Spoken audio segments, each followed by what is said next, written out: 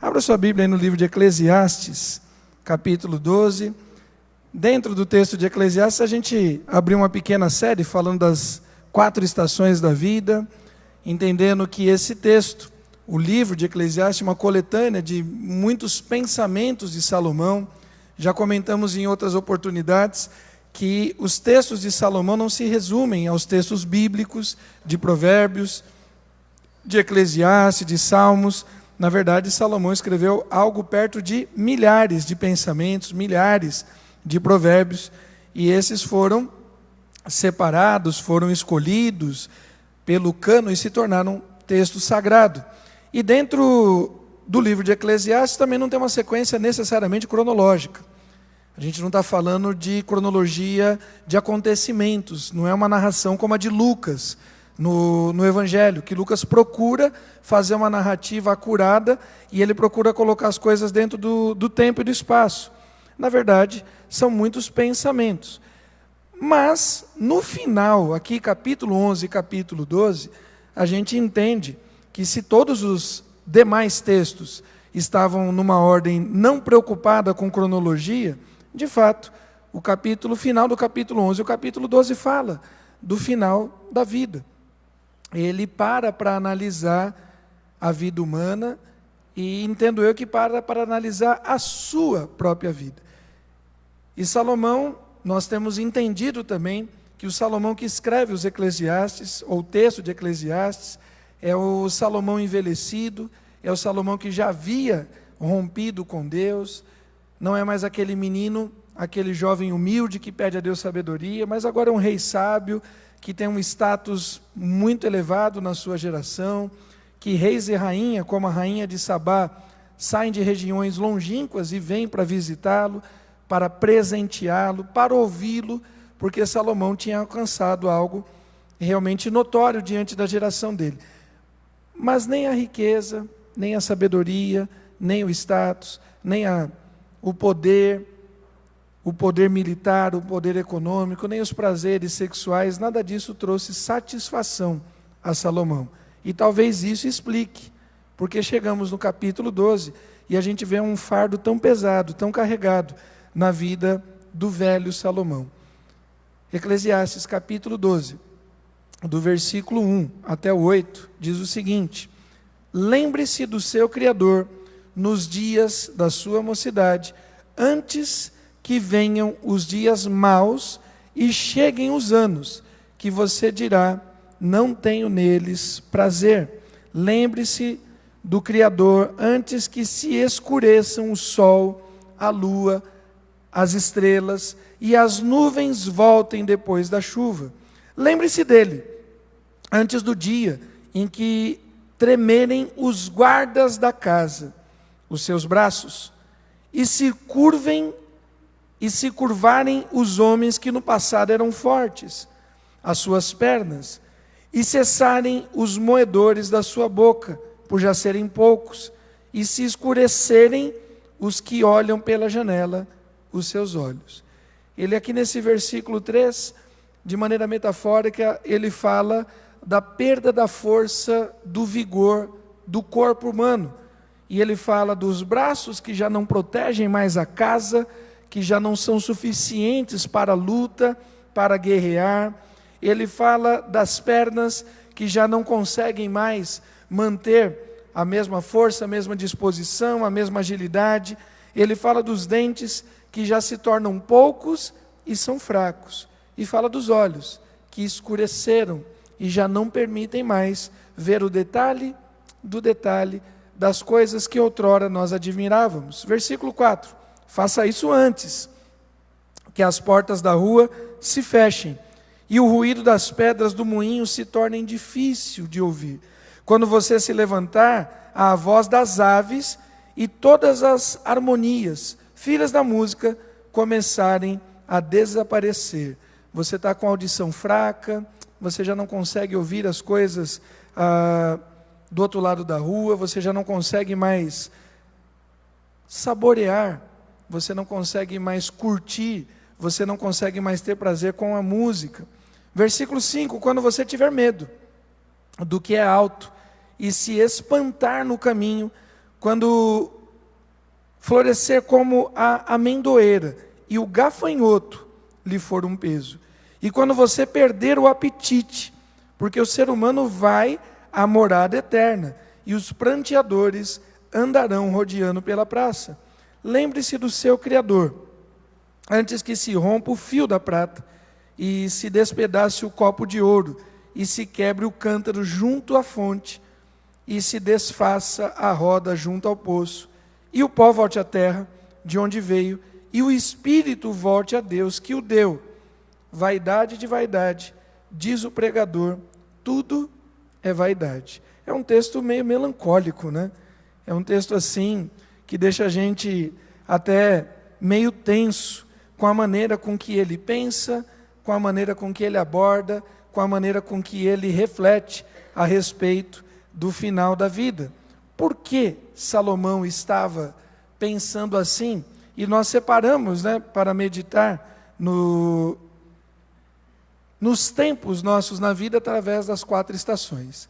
Quem estava aqui no primeiro encontro, o que de alguma forma a primeira estação, a primavera, a infância te traz, ou nós apresentamos aqui, quem lembra? Quem pode trazer um dos itens da infância? Me ajudem? A inocência.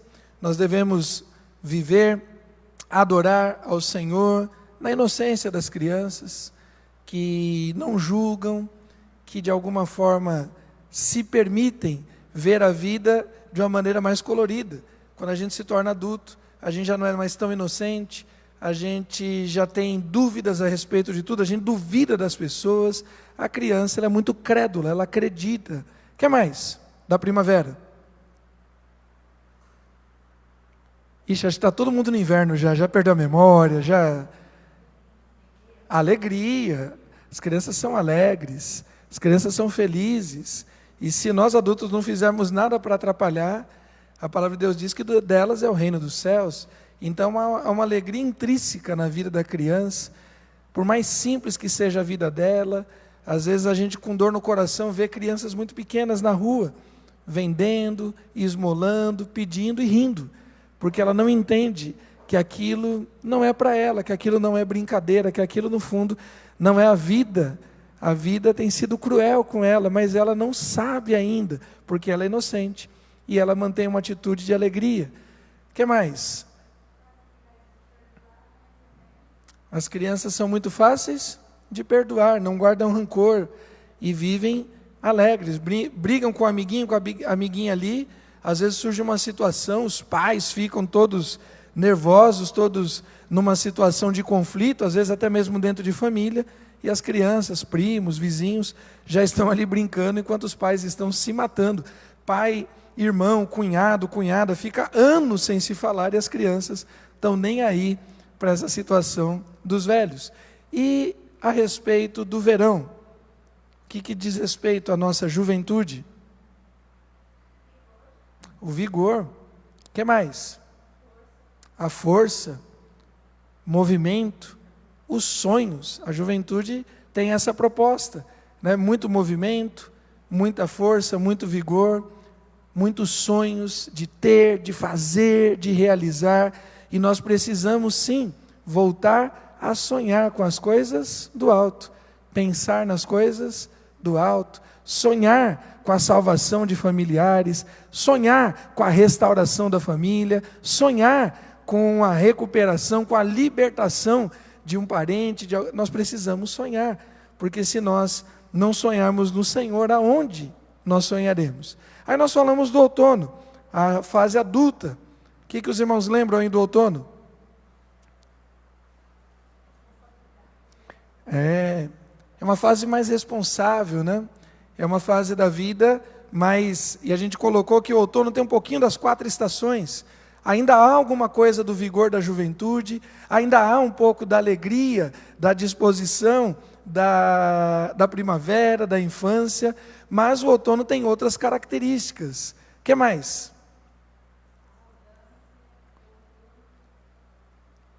E a gente vê com tristeza, né? Porque muitos personagens da Bíblia, muitos, se perderam depois de uma fase adulta. tiveram uma infância, uma juventude, e vão cometer pecados terríveis, inclusive Salomão, se distanciando de Deus, justamente na fase ali mais adulta. Mas hoje vamos meditar um pouco sobre o inverno, sobre a fase final da vida. E quando nós pensamos no inverno, algumas coisas, algumas características compõem essa estação. Uma delas é que o inverno tem um monte de mais. É a estação mais fria, é a estação mais seca, é a estação que tem os dias mais curtos, é a estação que tem as noites mais longas, mais compridas. Quando o verão entra, nós temos o dia, a noite mais longa de todos os 365 dias do ano, que é o solstício de inverno, a noite mais longa. E de verdade, algumas coisas são mais. Na sociedade costuma-se utilizar para essa faixa chamada terceira idade, a melhor idade, né? A idade do mais, do plus, e tem um pouco disso. Se a gente conceber que a terceira idade seja, sei lá, a partir dos 60, 65 anos, com a média de vida que o brasileiro tem vivido, a gente vai viver algo em torno de 30 anos, 25, 30 anos dentro dessa fase. É mais do que a infância, porque a infância ela tem um recorte aí, talvez, pegando do 0 até 14, 15, estourando. Na verdade, hoje, a adolescência está vindo mais cedo e as crianças estão deixando de ser criança muito cedo. Se a gente faz conta da parte da juventude, se pegar de 15 anos até os 30, nós estamos falando que a fase adulta tem quase o dobro. O inverno tem mais do que o dobro do que o tempo da juventude. O inverno só se compara em termos de tempo com o outono. Se o outono das nossas vidas, a fase adulta, começa ali dos 30, 30 e pouco e vai até os 60, são as duas fases que se equivalem. Ou seja, nós viveremos bastante tempo no inverno. Então não deveríamos nos entristecer com isso. Deveríamos nos alegrar e deveríamos nos preparar para isso. Quem já assistiu o desenho do Pica-Pau? Quando mostra o Pica-Pau e a cigarra. Lembra da história? No final, o Pica-Pau acaba sempre se dando bem, porque é o personagem principal. Mas ali tem uma verdade muito profunda. Porque há um tempo de trabalho e há um tempo de colheita. Você não vai ter a mesma força com 60, 65 anos do que você tinha com 25, com 30, mas você vai ter mais sabedoria, mais conhecimento. E talvez aquilo que diminua na força, você compense na estratégia. E nós precisamos entender que o inverno é bênção de Deus nas nossas vidas. Por que Salomão estava tão para baixo com a sua velhice? Porque ele não tinha a alegria do Senhor. E a palavra de Deus vai dizer em Neemias capítulo 8, versículo 10, que a alegria do Senhor é a nossa. Salomão não tinha perdido o vigor porque tinha envelhecido. Salomão tinha perdido o vigor porque ele não andava mais com Deus. Porque nós temos muitos irmãos, inclusive aqui na igreja, da fase mais adulta, e que são de um vigor assim impressionante. Ano passado, foi ano retrasado, né, a gente se despediu do irmão Zé Pedro, com cerca de 86 anos. E o irmão Zé Pedro, na sua fase mais adulta, absurdamente forte e ativo. Eu lembro de ter ido visitar o irmão Zé Pedro na época da pandemia, porque a irmã Maria estava doente. E nós fomos visitá-lo na época da restrição. Ele tinha uma casa aberta, e ele convidando para entrar, eu falei, não, irmãos, vamos ficar aqui do lado de fora. Estava um dia bonito, a gente de máscara, querendo manter a distância, e ele todo nervoso. Não, pastor, tem que parar com essas coisas. Que negócio é esse da igreja fechada? Onde já se viu, pastor, a igreja fechada? Pastor, você está com medo? Está com medo de morrer, pastor? Não tem certeza da salvação, não? Pastor, e ele brabo. Agora a gente não pode ir para a igreja? Que negócio é esse? Pastor, crente não pode ter medo de morrer, porque crente tem certeza de salvação. Eu falei a verdade, Zé. Mas você tem certeza que daquele povo todinho lá do 15, se a gente abrir a igreja, todo mundo que está ali dentro vai para o céu, Zé? Aí ele parou, olhou, eu falei, Zé, meu medo não é mandar os crentes para o céu. Meu medo, Zé, é mandar alguns para o inferno. Aí ele começou a rir, ele falou, não, pastor, deixa a igreja fechada. Deixa a igreja fechada que é melhor. E quando nós abrimos as primeiras vezes, ele sempre presente. E nós temos outros irmãos aqui, Eu vira e mexe chamo a irmã Tereza para nos ajudar com a coreografia. Quando eu vejo a Jennifer, pode ir marcando as meninas aí, a Jennifer, a Brenda, quem mais? Aí tem as adolescentes agora, né? A Adriele, a Gi, a Ana, a Aninha. Quando eu vejo essas meninas dançando, eu falo, irmã Tereza, volta, porque olha, está uma coisa impressionante. A alegria do Senhor na fase mais adulta das nossas vidas. Porque sim, é possível viver mais com o Senhor também no inverno. É possível ter mais experiências com o Senhor no inverno. É possível ouvir mais da voz de Deus, porque no inverno é a estação que o vento sopra mais forte. Você crê nisso? E é verdade, é a estação que o vento sopra mais forte. Passa mais um. O inverno, querido, é a estação mais charmosa, a estação mais elegante que nós temos, onde as pessoas se vestem melhor, onde as pessoas se cuidam melhor. Passa mais um aí para a gente ver o texto. Vamos ler Provérbios 20, 29? A glória dos jovens... Tá ruim, vamos de novo. A glória dos jovens é a sua força, e a beleza dos velhos são os seus cabelos brancos. E nós louvamos a Deus, porque você não deve reclamar da velhice, porque quem não chegou na velhice é porque morreu cedo. A velhice é bênção. A velhice mostra que a bênção do Senhor está se cumprindo na sua vida. E a palavra de Deus diz que uma das bênçãos do Senhor é ver as gerações que vêm adiante. A primeira, a segunda, a terceira geração. E nós nos alegramos em Deus, porque temos visto as gerações que vêm depois de nós, as gerações daqueles que nós geramos ou não, as gerações dos cristãos. Como é bom a gente ver as crianças louvando a Deus, a banda dos juniores. Eu sempre brinco, a banda dos adolescentes, e a gente sempre valoriza, porque estamos vendo a nossa fé sendo passada com a tocha acesa. Querido, vale muito a pena. Às vezes as pessoas e os mais velhos são um pouquinho mais difíceis. A juventude tem o movimento, a juventude tem a flexibilidade. Salomão diz que na fase mais adulta a gente já não consegue se encurvar direito, e se a gente se encurva, a perna está tão enrijecida que ela não volta. E o idoso é um pouco assim, aquela opinião que não é muito flexível, não é muito maleável. Às vezes a gente está discutindo algumas coisas na igreja. Não, pastor, mas por que a gente vai fazer assim? É só para agradar os jovens? Também para agradar os jovens, porque nós estamos preparando o caminho para que eles continuem em nome de Jesus, porque nós precisamos passar a chama da fé acesa. Querido, a elegância e o charme não estão na juventude. Você não precisa, os irmãos, as irmãs mais idosas, não precisam ficar horas num cabeleireiro, horas numa maquiadora. Todo velhinho, toda velhinha são lindos, já reparou isso? Era feio aquele nó cego quando era mais jovem. Aí vai envelhecendo, vai ficando bonitinho. Parece que retorna alguma coisa da infância. Há um charme, há uma elegância, há honra. Há uma honra na velhice que torna as pessoas mais bonitas. Querido, é lógico que os canalhas também envelhecem. E a gente sabe disso. Nem todo idoso, nem toda idosa tem essa honra. A gente tem muito canalha com a cabeça branca, na política, e na igreja, em tantas outras esferas. Mas a palavra de Deus diz que há uma honra, que há uma beleza na velhice, que há uma honra, uma beleza nos cabelos brancos. Para os irmãos que ainda mantêm os cabelos, para os irmãos que já perderam os cabelos, mas há uma beleza. Aí de vez em quando o pessoal pergunta, meus filhos, né, você não vai pintar o cabelo? Eu, que pintar cabelo?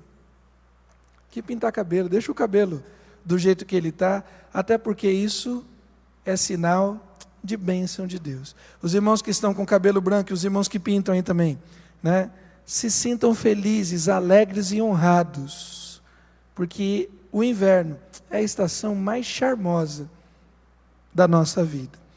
Passa mais uma. Também o inverno é uma época, é uma estação de sobriedade e de sabedoria, ao menos deveria. De novo, sabemos que há pessoas que depois de uma fase da vida, parece que se desligam completamente de pudor, de valores. Eu já tenho 60 anos mesmo, já tenho 70 anos mesmo, eu já tenho 80 anos, não tenho que dar satisfação a ninguém. Não, as nossas vidas continuam pertencendo ao Senhor. E cada dia das nossas vidas é importante. E nós precisamos viver ele com sabedoria. E João vai dizer: pais, escreva a vocês, porque vocês conhecem aquele que existe desde o princípio.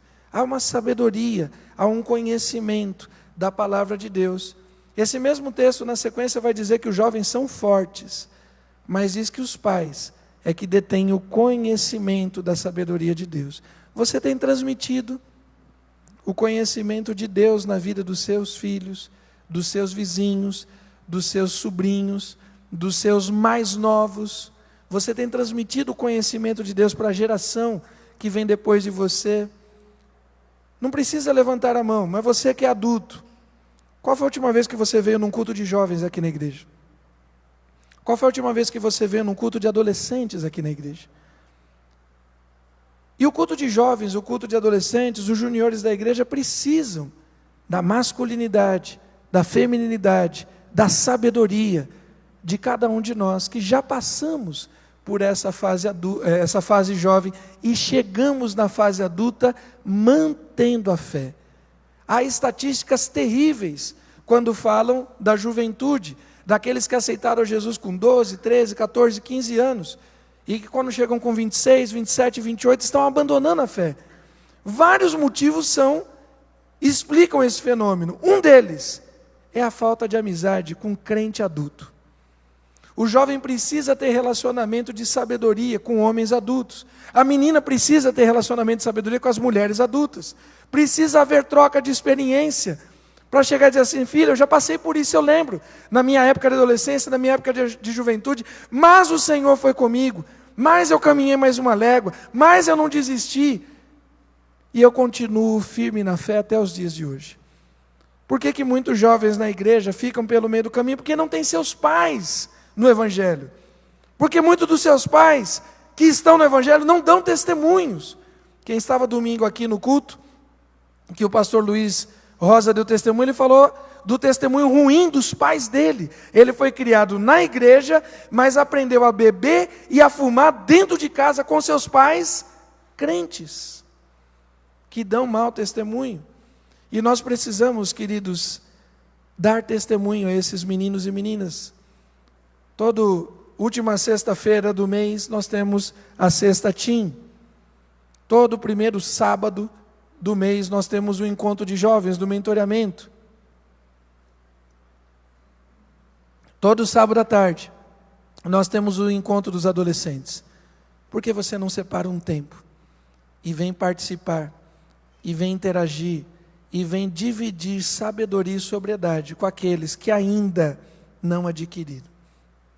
Conta-se uma história de um homem rico e famoso que recebeu um diagnóstico de morte. Estava com a doença terminal e deram para ele 6 meses. Ele passou a dar valor para a vida dele de uma maneira diferente quando ele entendeu que teria pouco tempo de vida. 6 meses, fazendo uma conta bem arredondada, 180 dias. Ele comprou um grande aquário e colocou 180 bolinhas de gude dentro daquele aquário.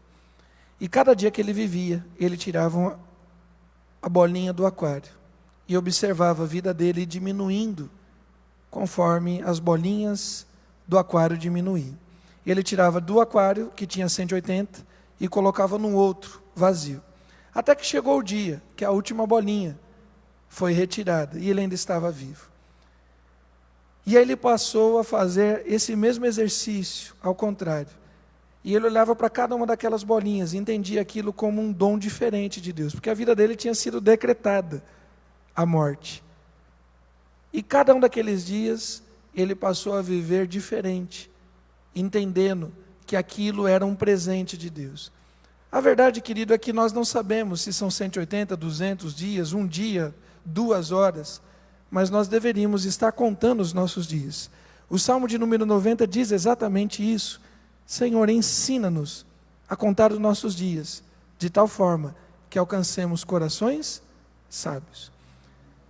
Se o inverno é a última fase da nossa vida, e se Jesus não vier antes, certamente nós morreremos, porque ao homem está destinado morrer uma vez só, e depois disso vem o juízo. Eu e você deveríamos estar contando bolinhas todos os dias, porque todo dia é um dia de presente de Deus, e nós temos desperdiçado os nossos dias com uma série de coisas fúteis. Por isso que Salomão estava tão angustiado, porque ele viveu a vida de uma maneira tão dissoluta. Ele se distanciou tanto de Deus, que quando ele vê que as bolinhas estão acabando, que ele está chegando no final da vida dele, ele de fato só vê canseiro e enfado. Ele não tem alegria, ele não tem vida, ele não tem expressão. Nós precisamos andar com elegância. Nós precisamos entender que o inverno não é um tempo de dor e de tristeza. Pode até ser um tempo de dores físicas, mas não é um tempo de dores na alma, porque a nossa alma já foi liberta, já foi curada em Cristo Jesus o Senhor. E é tempo de nós mantermos a chama da fé acesa, e é tempo de nós incendiarmos as gerações que vêm antes da nossa. Passa mais uma. E para incendiar, querido, a gente vai precisar de alguns instrumentos, de algumas ferramentas. Porque o inverno ele tem essa característica de temperaturas frias, de temperaturas secas. Mas também é no inverno que os ventos são mais fortes. Talvez na fase mais adulta, na fase última das nossas vidas, o encanto como uma série de coisas já acabou.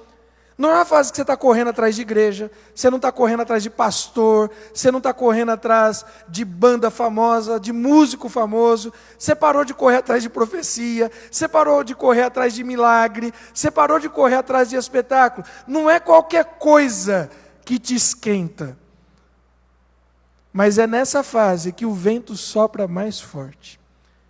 E nós precisamos sim sentir e perceber o vento do Espírito soprando nas nossas vidas.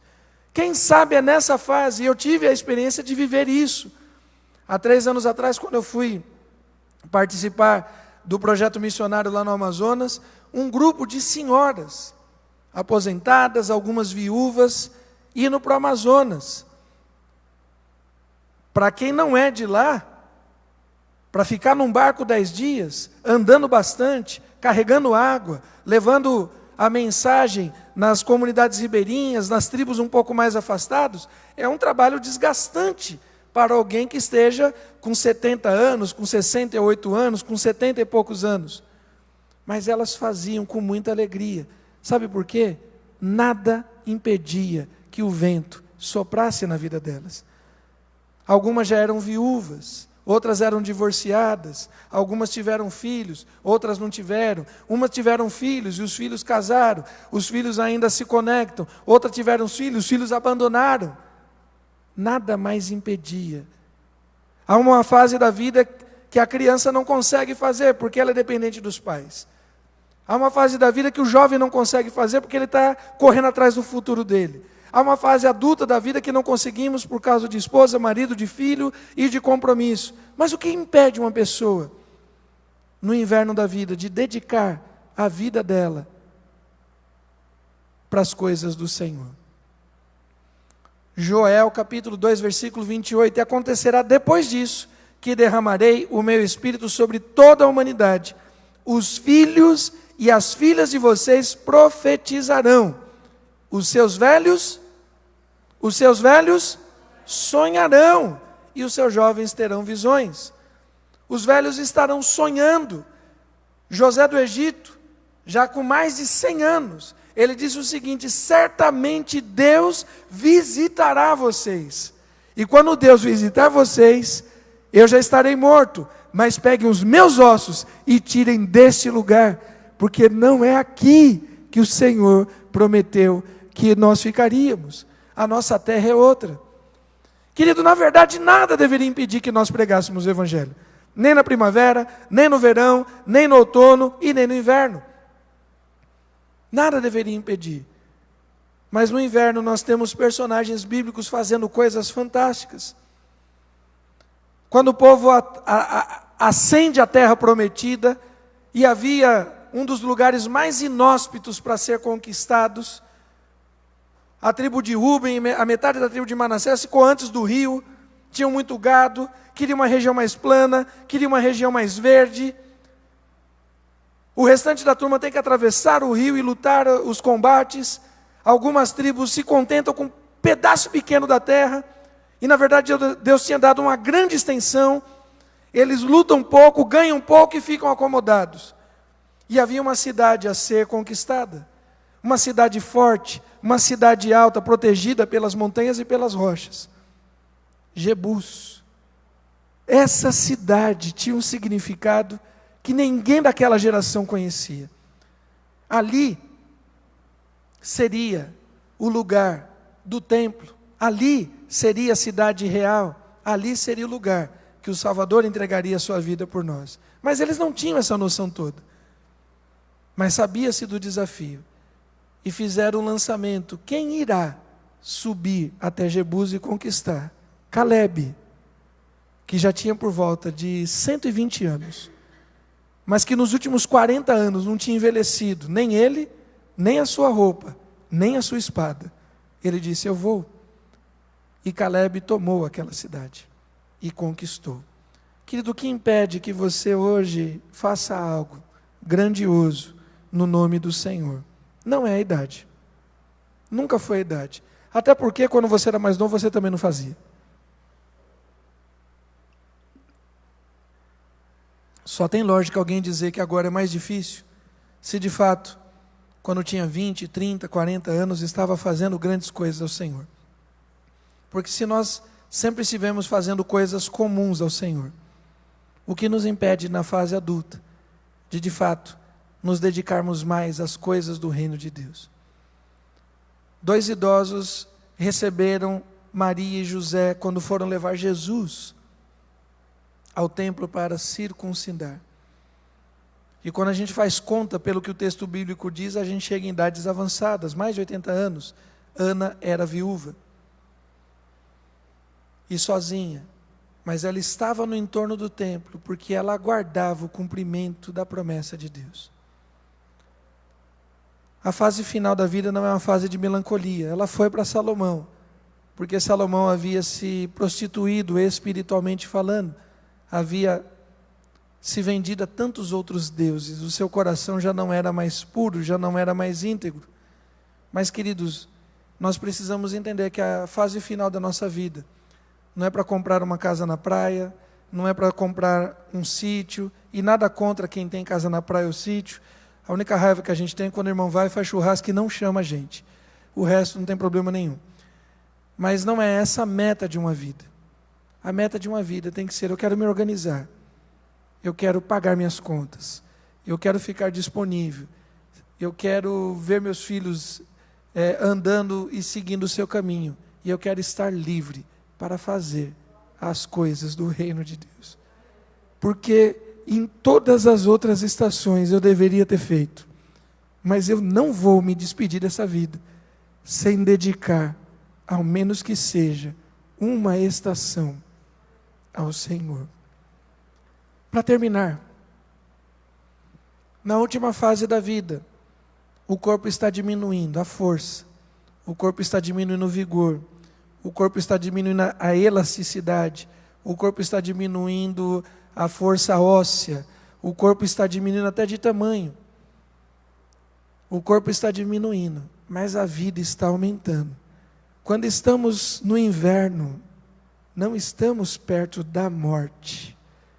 Quando a gente chega no inverno, nós estamos mais perto da vida.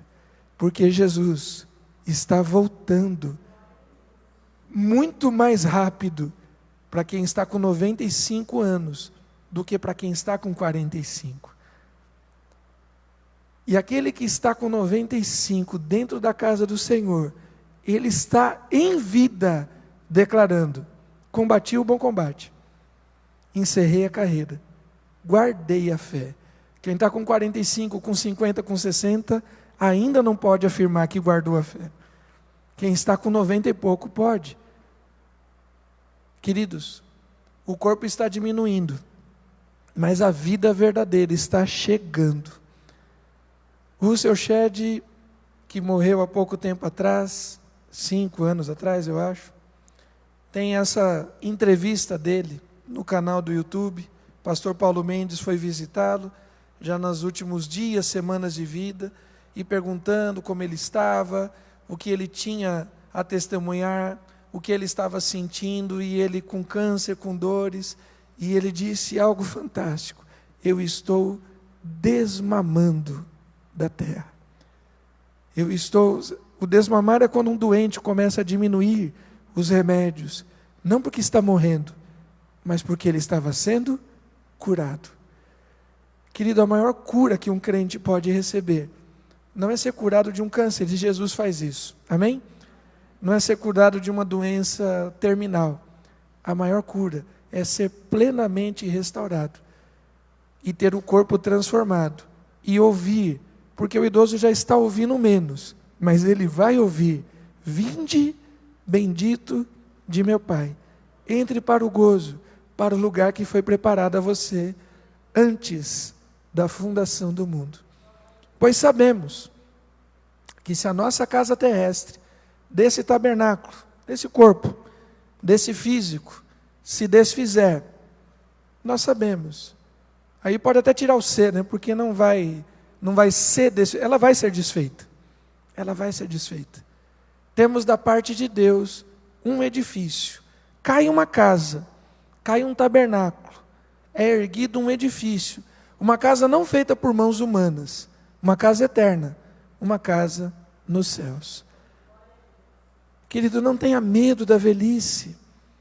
Converse, já tem um monte de irmão tiozinho aqui, já converse com os irmãos que estão firmes na fé e já estão aí nessa caminhada, sem citar nomes, mas os irmãos já estão se olhando aí entre eles, né? Converse com alguém que esteja na presença de Deus. Converse com um idoso, conversa com o irmão Abias, conversa com a irmã Teresa, conversa com o pastor Enedir, conversa com o pastor Ezequias, conversa com os idosos da nossa igreja, conversa com a irmã Zizita, conversa com outras mulheres da nossa igreja e pergunta para ela se é bom servir a Deus. Pergunta para ela se valeu a pena. Algumas ficaram pelo caminho com seus casamentos, maridos abandonaram, filhos abandonaram. Algumas dessas mulheres, os filhos estão no crime, estão na promiscuidade, já não têm contato há anos.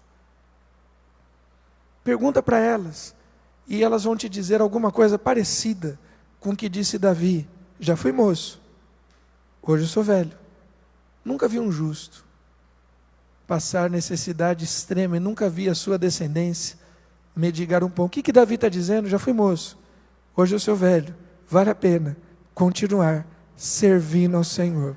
Amém?